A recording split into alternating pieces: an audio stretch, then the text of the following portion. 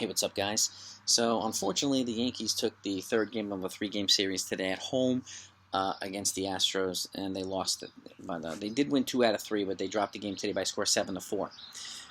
There were a lot of missed opportunities today, which was frustrating. But Gerrit Cole did pitch 7 strong innings.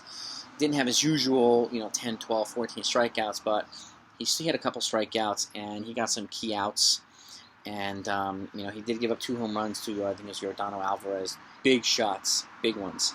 And but aside from that, that was the only damage that was done to him. So 7 innings, 2 runs, I'll take that all day.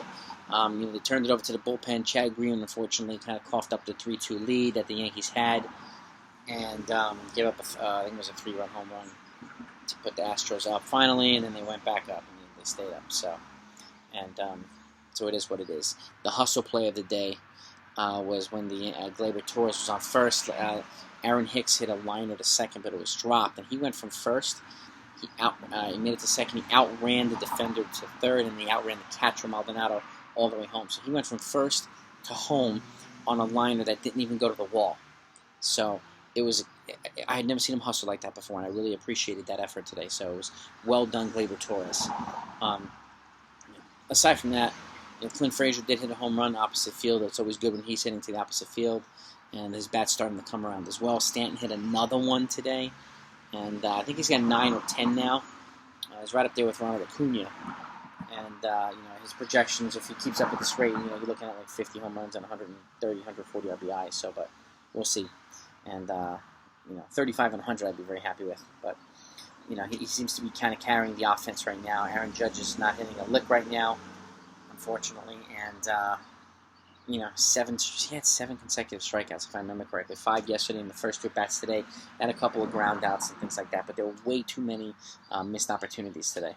There'd be strikeouts with ground outs with double plays, with the ground outs with the bases loaded, things like that. It was just, the bats just didn't have it today. But even though they did, have their 5-game winning streak snapped, they're 5-1 in the last 6 games, and they have one of the best records in baseball over the last 20 games. So they have for the most part turned around their putrid start, and they're still 1 game over 500 right now. So behind the Red Sox for second place.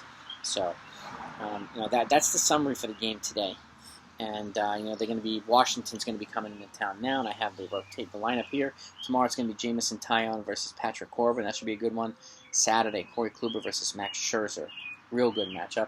And then Sunday, Domingo Germán versus Joe Ross. So, I think all the games are going to be good. The Washington Nationals are a young, dynamic team. They do have Strasburg's hurt, so we could have been facing all 3 of them, which would have sucked.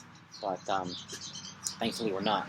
And but still, the Nationals are kind of way underperforming their talent level right now. So hopefully the Yankees can capitalize on that, kind of keep their momentum going upward, and maybe take 2 out of 3 or a sweep. That would be great before Tampa Bay comes in. The Yankees have already had fits, struggles with Tampa Bay this year. So hopefully they get a chance to reverse that trend as well. So because when Tampa Bay catches fire, everybody knows they're really, really hard to beat. And even though Boston's in first place now, we really don't know what's going to happen. So whether they're going to stay there, the AL East is wide open.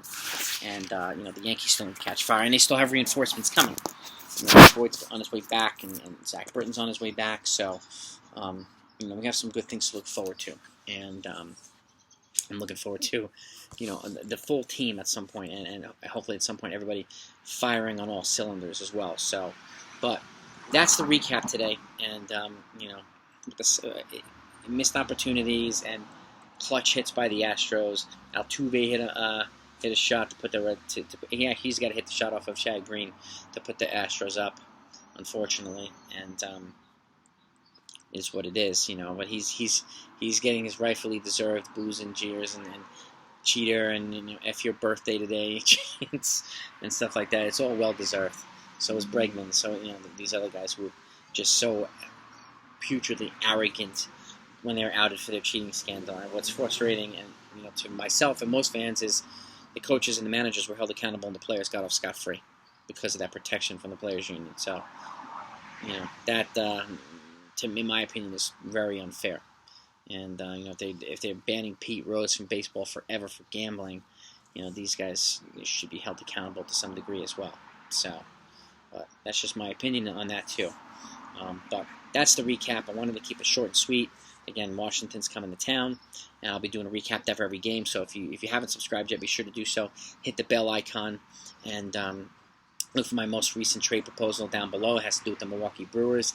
I think you're really going to like the one tomorrow. It's going to be with the Marlins.